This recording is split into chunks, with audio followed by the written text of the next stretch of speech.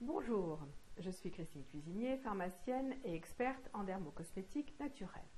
Aujourd'hui, nous allons voir le module 2 de la saga Comment bronzer et garder son bronzage naturellement.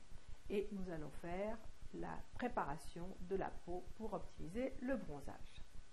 Alors d'abord, sachez qu'il y a 3 facteurs qui influencent la sensibilité personnelle au soleil. Il y a le type de peau. Et il existe 6 types de peau. Il existe la peau blanche. Alors la peau blanche, c'est vraiment celle des personnes qui ont les cheveux très clairs, blonds, souvent des yeux clairs, plutôt bleus, et qui ne supportent pas du tout le moindre coup de soleil, qui carrément la peau brûle et on a beaucoup de taches de rousseur. Alors la peau claire, c'est une peau qui est également plutôt avec des cheveux blonds ou châtain clair, avec des yeux plutôt clairs également aussi, mais qui peut un petit peu prendre de couleur progressivement et qui a déjà beaucoup moins de taches de rousseur. La peau intermédiaire, c'est la peau qui, avec des personnes qui ont aussi des cheveux plutôt blonds, voire châtains, et qui, elles, peuvent moins brûler au soleil si elles se protègent bien et qui vont avoir un bronzage tout à fait correct. Elles ont aussi plutôt soit des yeux clairs, soit des yeux marrons. Alors les peaux mates, elles, ce sont carrément des cheveux plutôt châtains, voire plus foncés, avec des yeux plus foncés également, et qui, elles, vont tout de suite avoir rapidement un bronzage qui va être de très jolie qualité. Les peaux brunes, ce sont des personnes qui sont avec des cheveux châtains, voire noirs également, et qui bronzent immédiatement. Quant aux peaux noires, c'est des cheveux noirs, c'est des yeux très foncés et qui ne brûlent jamais. Ça, c'est le premier facteur d'influence, la sensibilité personnelle au soleil. Le deuxième, c'est l'âge. Alors, on va dire que c'est les 2 extrémités de la vie. Il y a l'enfant. Pourquoi l'enfant? Parce qu'il a un système de protection qui est non mature. En effet, il a très peu de mélanocytes quand il naît. Sa peau est très fine, donc il peut aussi avoir une déshydratation importante. Et il a peu de sébum. Donc, il faut faire très attention par rapport aux enfants au soleil. Et puis, les personnes âgées, elles, eh bien, elles ont utilisé une bonne partie de leur capital soleil, c'est-à-dire qu'elles vont avoir moins de mélanocytes qui vont être efficaces. Elles vont en plus fournir peu de sébum, parce qu'on sait qu'avec l'âge, le sébum diminue, la peau devient plus sèche. Et comme elles ont moins de sébum, elles ont moins de vitamine E, donc elles sont moins protégées par rapport aux antioxydants. Et le troisième facteur qui influence la sensibilité personnelle au soleil, c'est la tolérance. On est plus ou moins tolérant au soleil. Alors ça se présente comment, cette fameuse tolérance? C'est ce qu'on appelle les allergies, comme la lucite estivale bénigne. Vous savez, c'est souvent sur le décolleté, on peut avoir des petits boutons.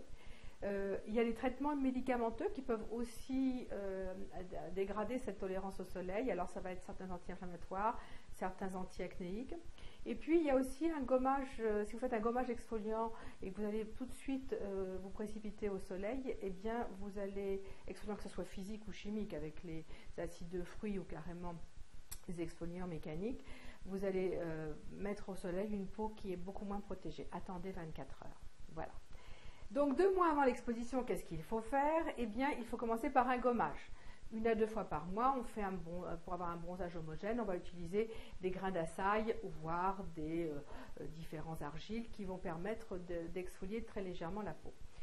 Après, on va hydrater au maximum la peau, et la nourrir, c'est-à-dire qu'on va renforcer justement cette barrière cutanée contre la sécheresse. Alors, on va privilégier ce qu'on appelle les acides gras polyinsaturés, qui sont des oméga 3 ou des oméga 6.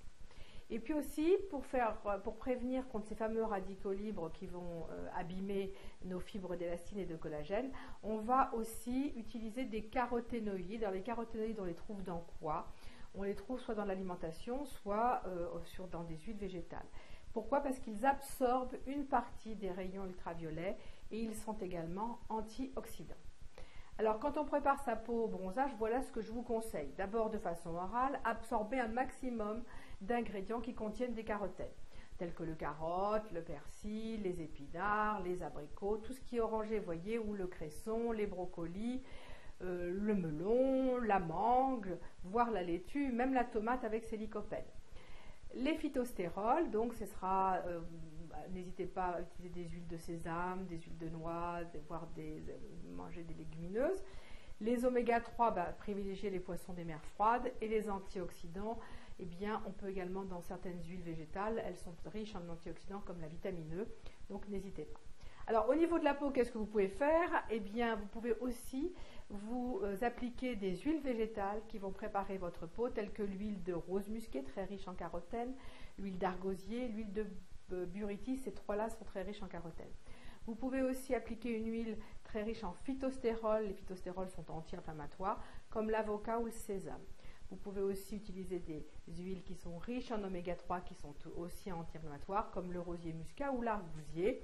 Et enfin, mettez dans vos huiles un petit peu de vitamine E qui a un rôle tout à fait important comme antioxydant. Alors la formule que je vous propose pour préparer votre peau au bronzage, c'est de mettre dans un flacon de 50 ml 20 ml d'argousier, 15 ml d'avocat, 14 ml de sésame et 1 ml de vitamine E. Et vous l'appliquerez tous les jours, au moins une semaine avant l'exposition au soleil. Voilà. Préparez bien votre peau au bronzage et puis nous nous retrouvons pour le prochain module qui sera donc le module 3 où nous allons expliquer comment bien se protéger quand on s'expose au soleil. Merci, à bientôt.